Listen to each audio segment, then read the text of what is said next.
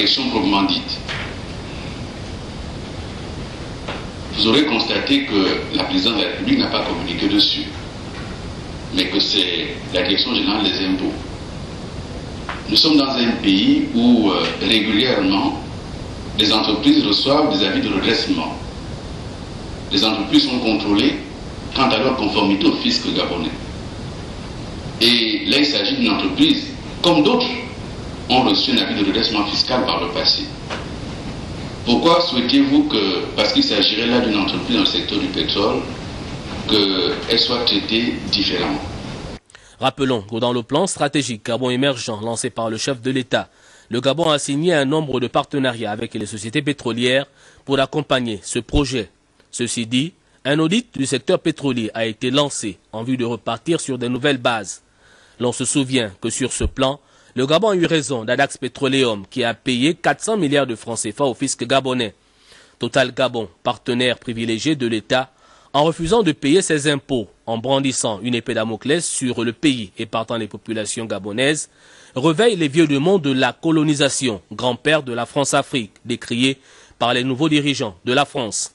Le Gabon est un pays souverain et Total Gabon est une entreprise au même titre que les autres. C'est pourquoi elle doit s'acquitter de ses impôts dans l'intérêt des deux parties. Dernièrement, le Gabon a mis à nu le taux de production des barils de brut augmenté frauduleusement par d'aucuns. Suivez mon regard. La question du journaliste d'RFI et le communiqué de l'entreprise Total Gabon pour intimider le gouvernement gabonais est d'une autre époque. Le refus de Total de se conformer à la législation fiscale en vigueur nous étonne pour cet opérateur économique qui devra accompagner l'État en vue du bien-être des populations gabonaises et non d'user de tous les moyens obscurs pour faire annuler le redressement et partant menacer de traîner l'État devant les juridictions internationales, alors que la majorité des griefs qui leur sont reprochés ne sont pas arbitrales au niveau d'une instance internationale. En décidant de reprendre la main et d'assurer un meilleur contrôle dans un secteur pétrolier qui assure 60% de ses recettes budgétaires, en accord avec certains partenaires dont Total Gabon, le Gabon assure sa souveraineté. C'est pourquoi le Gabon est résolument décidé à avancer dans la légalité pour l'intérêt du peuple gabonais. En allant à la pêche au gros avec la prise de Total Gabon, le gouvernement marque sa volonté d'assainir un secteur présenté comme un État dans un État. Vous nous avez parlé de bonne gouvernance. Allons-y. Tomber les rideaux du 31e colloque de l'unité de formation des huissiers de justice. La rencontre visait donc à harmoniser les connaissances des uns et des autres face aux nouvelles dispositions qui régissent cette organisation. Jean-Augustin Zengui, Victor Mundunga. 2 jours durant, huissiers de justice venus de France, d'Hollande, du Bénin, du Cameroun, du Niger, du Congo, de Côte d'Ivoire, du Sénégal, du Tchad, du Togo et du Gabon pays hôte ont longuement échangé leurs expériences à l'issue d'un colloque dont le thème portait sur le rôle de l'huissier de justice dans le droit à l'exécution. Plusieurs ateliers ont meublé ces travaux, entre autres ceux portant sur les conditions de la mise en œuvre de l'exécution et les garanties préalables à l'exécution. Une plus-value indispensable pour ces auxiliaires de justice pour le bon accomplissement de leur mission, celle d'être au service de la justice et du justiciable et de remplir le rôle d'élément essentiel de l'état de droit. En 2 journées, vous avez vidé un ordre du jour dont la complexité et la diversité des thèmes inscrits suggéraient leur densité dans les interrogations des uns et des autres. Il est vrai que s'il nous avait été donné le temps, d'autres thèmes aussi importants auraient pu être débattus. Il me paraît utile de relever simplement que vos travaux ont été fort justement orientés vers le destin partagé de faire de notre justice une institution forte, performante, cohérente, crédible et efficace, capable de garantir le développement et la promotion de l'état de droit dans notre pays qui se veut émergent, mais aussi de répondre aux attentes légitimes des justiciables qui recherchent l'efficacité d'une justice dont ils nous ont confié la charge et que nous rendons au nom du peuple gabonais.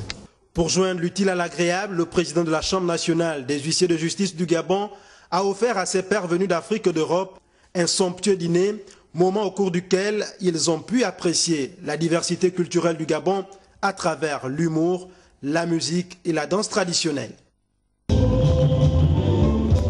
Pour sa part, l'atelier de formation en élaboration et montage de projets vient de connaître son épilogue. Les travaux marqués par des échanges fructueux ont été sanctionnés par la remise des attestations aux participants. Filika Biongo, Gérard Biyindou. 110 participants viennent de se voir remettre des attestations au terme de 2 jours de formation, laquelle a réuni les responsables des associations, les organisations non gouvernementales et les fondations. Nous venons d'assister là à un programme de séminaire sur l'évaluation des projets. C'est très important. Ceci quand on pense que certains pays de l'Afrique occidentale, eh bien les ONG, les associations jouent un rôle très important. Dans l'association des femmes catholiques, nous aimerions mettre en place un certain nombre d'activités, ces activités qui peuvent aider les femmes à acquérir une certaine une autonomie financière. Ce n'est qu'une reconnaissance, nous croyons, du travail que nous faisons tous les jours. Nous, par exemple, nous avons au niveau de Malachi une banque alimentaire pour soutenir les personnes vivant avec le VIH parce que l'appui alimentaire est vraiment indispensable pour la prise en charge de la personne vivant avec le VIH. Les regards du ministère de la Prévoyance sociale et de la Solidarité nationale, initiateurs de cet atelier, sont désormais rivés vers cette nouvelle vague d'acteurs de développement social. Toute connaissance qui n'est pas partagée se meurt. Nous vous invitons donc à former un maximum de vos membres à la démarche projet. Ce n'est qu'à cette condition et à ces prix seulement que vous deviendrez des experts en la matière. Vous avez appris à monter un projet lors des travaux de groupe. Nous ne doutons donc pas de votre capacité à alimenter la base de données de la Direction générale de la promotion des associations du secteur de l'action sociale et de la famille. Les impétrants sont donc invités à mettre sur pied des projets d'envergure qui contribueront à la mise en œuvre du nouveau pacte social initié par la première dame, Sylvia Bongo Ondimba, et dont la finalité est la réduction significative de la pauvreté, de la précarité et de l'exclusion sociale pour une plus grande justice sociale. On parle également de l'avant-première de la série Ndossi, une production cinématographique gabonaise du réalisateur Dominique Donatien Pumba, financée, il faut le dire, par Gabon Télévision. Diffusion de la trame de cette série, prestations d'artistes étaient au menu de la cérémonie de lancement. Djerimbougou Bivigou, Michel John Boudéan. Ndossi, ou Rêve en langue Yipounou, est sur le banc. Plus qu'une avant-première, c'est le partenariat public-privé en matière cinématographique qui est en marche. Et pour cette cérémonie, tout était réuni pour en faire une attraction. D'abord, la Direction générale de Gabon Télévision, qui a supporté le coût de la production, est revenue sur l'intérêt de ce challenge. Nous sommes particulièrement heureux de vous présenter aujourd'hui en avant-première la nouvelle série télévisée intitulée Ndossi. Ndossi, dans une des langues locales, signifie le rêve. Cette série, dont la production a été entièrement financée par Gabon Télévision, raconte donc une saga authentiquement gabonaise. Au-delà du jeu des acteurs, au-delà de la trame du récit, de la qualité de la réalisation, Ndossi est, à nos yeux, une formidable leçon de vie. Pour le réalisateur de la série, qui comptera 52 épisodes, il fallait restituer le contexte du film et en tirer la morale. Le film Ndossi est un texte que nous avons écrit en 2009, n'est-ce pas?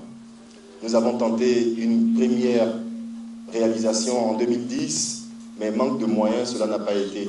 Et c'est en cela que je voulais remercier Gabon Télévision pour ce partenariat public-privé qui, somme toute, nous permet, comme vous le disiez tantôt, monsieur l'administrateur directeur général, de mettre en exergue nos valeurs de civilisation à travers de telles productions.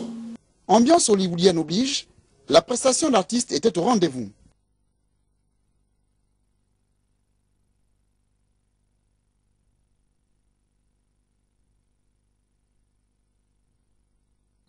Une trentaine de minutes de diffusion de cette série Ndossi aura suffi pour satisfaire les nombreux cinéphiles.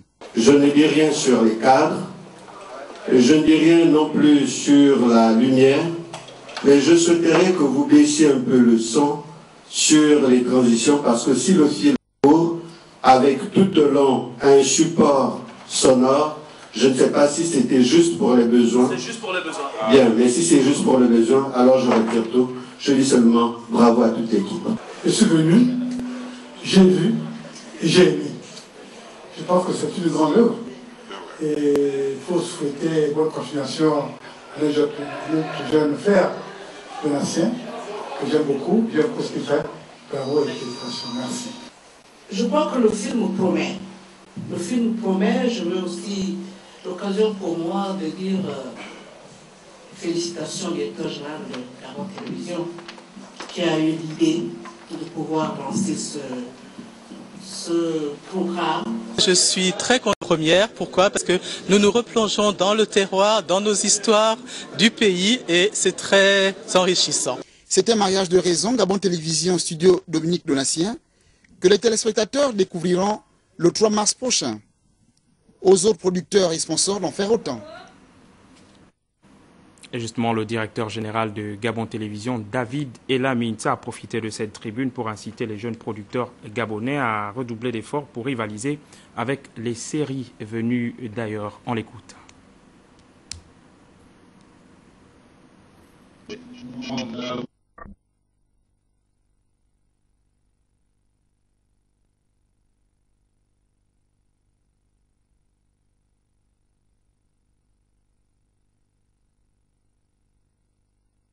Et d'efforts pour rivaliser avec les séries venues d'ailleurs. On l'écoute. Pour finir, je voudrais exprimer mes encouragements et mes chaleureuses félicitations aux réalisateurs Donatien Pumba et à l'ensemble de son équipe pour le professionnalisme et la rigueur avec laquelle ils ont conduit ce projet. Ces derniers jours, je lis comme tous les Gabonais les attaques blessantes, parfois injurieuses, relayées par une certaine presse contre notre chaîne à tous. Face à la virulence et même à l'arrogance de ces propos, certains nous pressent de répondre. Mais nous disons que la vocation de la chaîne et de ses dirigeants n'est pas d'entretenir des polémiques inutiles, des polémiques stériles. La diffusion sur Gabon Télévision de la série Ndossi et des émissions issues de la nouvelle grille des programmes dont le lancement est prévu le 3 mars prochain constitue le meilleur droit de réponse à ces journaux et à ces attaques. C'est pourquoi j'invite les producteurs et autres journalistes de Gabon Télévision à ne pas céder au découragement ou à la provocation, mais bien au contraire à s'investir davantage pour améliorer, en dépit des difficultés, la qualité de l'offre de contenu de notre chaîne. C'était là le directeur général de Gabon Télévision, David Elaminta. À la page politique de cette édition d'information, nous allons à Mwanda, dans le département de la Lebombi, où l'on a procédé au renouvellement du bureau du conseil départemental et c'est Georges Yangari, issu du Parti démocratique gabonais, qui présidera aux destinées de cette collectivité locale pour les 5 années à venir. Henri Nestor Djavé. Sans surprise aucune, c'est le Parti démocratique gabonais qui va présider une fois encore aux destinées du conseil départemental de la Lebombi pour les 5 prochaines années. C'est le préfet Maurice Rikanga qui a supervisé les travaux en procédant d'abord à l'appel nominal des conseillers, 20 présents sur les 21 élus. Le quorum étant atteint, c'est le bureau de séance présidé par la doyenne d'âge Sophie Ngwamassana et le secrétaire, le conseiller le moins âgé, Dabi Nyambi, qui ont invité l'ensemble des conseillers à manifester leur choix. Au terme du vote, le Parti démocratique gabonais rafle l'entièreté des postes. Le président du conseil départemental de la Libombi-Leyou a pour nom Georges Yangari, 13 voix sur 20 contre 7 face à son challenger indépendant Basile Epengue. Il aura pour vice-président Archibald Ndjunga, Paul Vinga et Jérôme Kangabanga, tous du Parti démocratique gabonais. Le préfet Maurice Rikanga en a profité pour prodiguer quelques conseils. Les populations ont des attentes. Vous avez un programme, soyez attentifs. Tels des maçons, c'est au pied du mur que les populations de la Libombi-Leyou attendent leurs élus. C'est un sentiment de joie et de totale satisfaction et surtout de reconnaissance envers mon parti qui m'a investi et également envers mes collègues qui m'ont apporté leur suffrage. Nous allons déjà poursuivre l'œuvre que nous avons entreprise depuis longtemps. Un accent sera certainement mis sur l'agriculture parce qu'il faut développer le secteur rural et en fonction de nos possibilités, voir comment apporter quelque chose sur la ville. Pour sa part, le président du bureau et doyen des conseillers ne dira pas autre chose. Je suis sûr qu'avec ces hommes-là, nous pourrons, le PDG peut compter. Ils ont une tâche difficile, celle de entretenir les populations, celle de suivre aussi les orientations du distingué camarade, celle aussi de tenir compte de ces personnes-là qui leur ont donné le mandat pendant 5 ans. De nombreux cadeaux ont été offerts par les femmes de la contrée à la sénatrice sortante.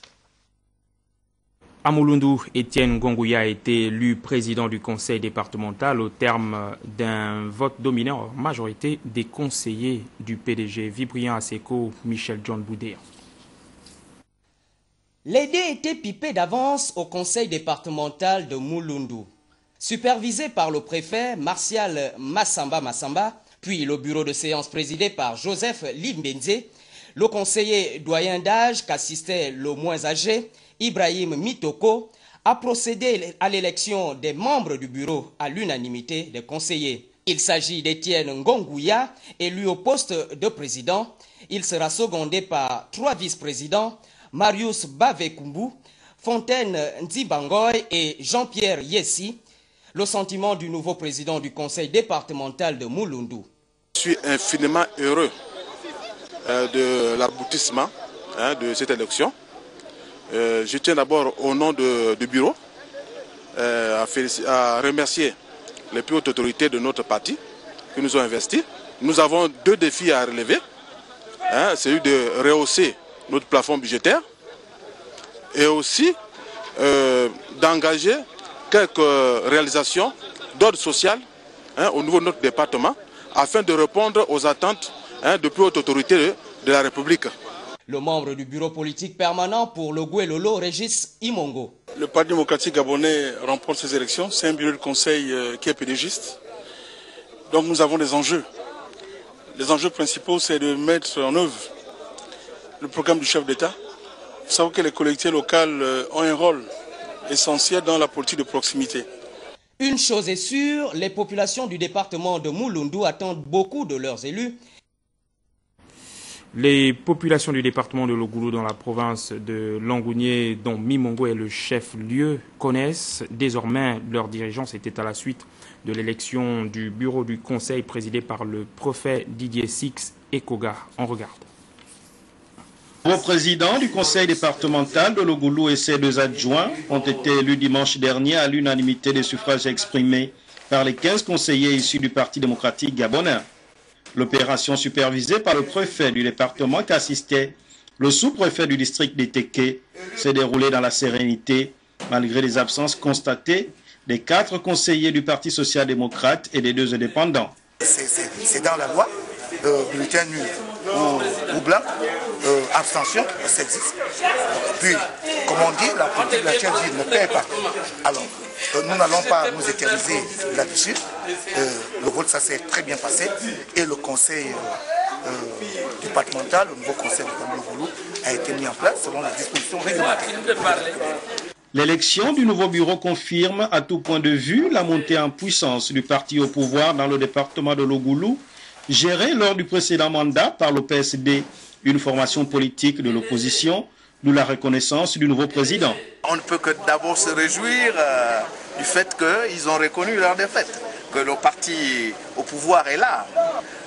Le PDG est toujours en tête parce que franchement nous allons faire quelque chose, changer un peu les donnes au niveau du département. L'autre fait marquant à inscrire dans les annales de l'histoire du département de Logulu, dont Bimongo est le chef-lieu, est la présence remarquée d'un Simba qui accède pour la première fois au poste de vice-président de la contrée. Le gouverneur de la province de l'Estuaire a procédé à l'installation du maire de Coco Beach et du président du conseil départemental de la Noya. À tous et à chacun, Jacques-Denis Tsanga a réitéré les attentes des populations pour ce mandat qui commence. Le compte rendu, Jean-Éric Nzengi Mangala. Par une matinée au soleil timide, Coco Beach, le chef-lieu du département de la Noya, accueille plusieurs invités pour la cérémonie d'entrée en fonction des bureaux des conseils départemental et municipal. C'est le premier responsable administratif de la province, le l'Estuaire, Jacques-Denis Tsanga, qui préside cette cérémonie. Il installe d'abord Jean-Baptiste Mebiam, le président du conseil départemental de la Noya. Et à sa suite, l'ancien nouveau maire de Coco Beach, Jean de Dieu Ngemamba, à qui la confiance a été renouvelée.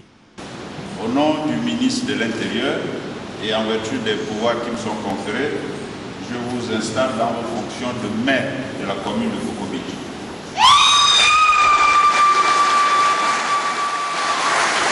En présence de l'administration locale, des parents, amis et connaissances, ces élus locaux ont réaffirmé de travailler à l'unisson pour le bien des populations.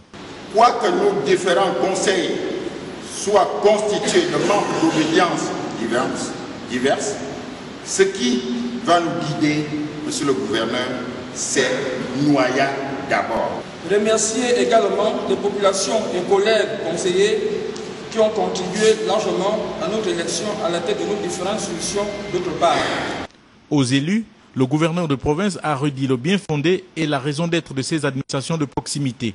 Et il leur a recommandé sincérité et transparence. Vous pouvez répondre à leurs besoins les plus immédiats, même si ce n'est pas forcément avec les grands moyens, devra changer la perception que nos populations ont de nos responsables locaux.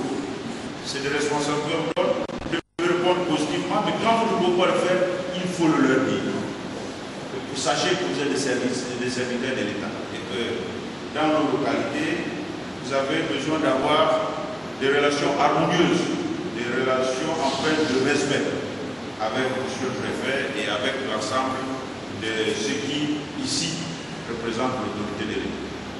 Il faut signaler qu'avec la mandature qui commence, Jean de Dieu Ngemamba, le maire de Coco Beach, totalisera 20 années passées au sein de ce conseil municipal, pour ne pas dire qu'il reste l'un des doyens du pays.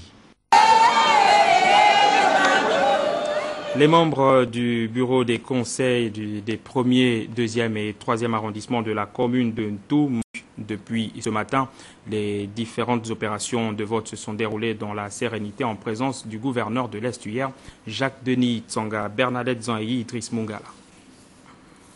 Première étape de ce périple, la Maison de la Jeunesse et de la Culture où Cécile Achebe-Calais du PDG a été élue maire du 1er arrondissement, suivi de Serge Landry-Tali et de Raphaël Nkogemba, respectivement 1er et 2e adjoint au maire. Soulignons que Mme Cécile Achebe-Calais a été élue avec 23 voix sur 23, recevant ainsi le quitus des 3 conseillers de l'Union du peuple gabonais. Les raisons pour lesquelles justement j'ai donné mes voix sont simples. La grande bataille est terminée, elle a été menée sur le terrain. Les populations désormais sont entre les mains de tous ceux qui ont été élus. Au terme du scrutin, Julien Korbé-Calais, membre du bureau politique, a invité l'ensemble des conseillers à s'unir pour le développement de leur commune. Nous invitons nos camarades à participer activement aux différentes commissions du bureau du conseil municipal, du bureau d'arrondissement et à participer activement à faire des propositions concrètes. En tout cas, ils seront associés, même s'ils ne sont pas au bureau, mais ils sont des élus et ils ont la légitimité du peuple. Après un tour, le gouverneur Jacques-Denis Tsanga s'est rendu à l'école publique d'Ayémé-Plaine pour l'élection des membres du bureau du conseil du 2e arrondissement où Calix Ntoutoumguema du PDG a été porté à la tête avec comme premier adjoint Joseph Marine Toutou-Menvi et deuxième adjoint Julien Sossi. Dans le 3e arrondissement, toujours de la commune de Ntoum, c'est Paulin Michael Mbabiyoge du PDG qui a reçu le quitus de ses collègues pour présider aux destinées des populations de cet arrondissement. Il sera soutenu dans cette lourde mission de Marianne Mougoula, premier adjoint au maire, et de Jeannette Okombi-Yoge, deuxième adjoint au maire. Paul Biyogemba, membre du comité permanent, s'est dit satisfait. En ce qui concerne la province de l'Estuaire, c'est plutôt satisfaisant et même très satisfaisant parce que sur 20 listes que le PDG a présentées, 17 sont arrivés en tête et ont gagné. Et quand on a une note de 17 sur 20, c'est mention très bien. Maintenant, en ce qui concerne le Komo Monda, la satisfaction, elle est pleine et entière. Le parti a gagné les 4 circonscriptions, 4 sur 4. Sur les 72 postes de conseillers mis en jeu, le PDG a gagné 58, soit une moyenne d'un peu plus de 80%. C'est donc une bonne performance. En félicitant les différentes équipes, le gouverneur a demandé à ces dernières d'être des modèles pour mériter la confiance des populations. Une note de religion dans cette édition d'information normale puisque nous sommes dimanche. Les jeunes chrétiens issus de plusieurs assemblées de Libreville viennent de se réunir à la faveur de la 14e édition des journées d'intercession pour la jeunesse, laquelle demeure un levier important du développement du Gabon. Un reportage de Philika Biongo et Victor Mundunga. La jeunesse représente plus de la moitié de la population gabonaise. Cette dernière, pourtant à venir de demain, est exposée à des maux tels que la débauche, la drogue, la rébellion, la violence, l'alcoolisme et la dépravation des mœurs. C'est donc conscient que la prière constitue une arme efficace pour réduire, sinon atténuer ces fléaux, que plus de 600 jeunes chrétiens issus des différentes assemblées de Libreville sont venus unir leurs prières. L'objectif, comme cela est un peu de coutume depuis déjà 13 ans, c'est de pouvoir se rassembler ensemble, la jeunesse chrétienne, autour d'un thème. Et le thème de cette année, c'était « Que ton règne vienne ». Nous avons simplement voulu traduire au travers de ce thème la volonté de Dieu de pouvoir manifester son règne, sa domination, son contrôle dans la vie de ses enfants et dans la vie de la nation tout entière. Ce rendez-vous des hommes et femmes de l'intercession, qui a lieu chaque année simultanément dans les 9 provinces du Gabon, est à sa 14e édition. Ces 14 éditions ont le mérite, n'est-ce pas, premièrement d'avoir vu certaines choses s'accomplir, certaines prières être exaucées. Cette 14e également édition a le mérite de voir le fait qu'il y a l'unité du corps de Christ, n'est-ce pas, qui se fait voir et qui se dessine au fur et à mesure que nous rassemblons. Et je pense que la gloire revient qu'à Dieu parce qu'il n'y a que Dieu seul qui peut faire ces choses. Les perspectives, un Gabon prospère, un Gabon fort, avec des personnes qui l'aiment, qui l'adorent en esprit et en vérité. Les journées d'intercession pour la jeunesse, débutées le 9 février, s'achèvent ce 23 par un concert de louanges pour marquer d'une empreinte particulière cette édition qui coïncide avec la célébration de la fête nationale de la jeunesse. Madame, Monsieur, c'est la fin de cette édition d'information. Merci de l'avoir suivi. Je vous dis au revoir et à la prochaine.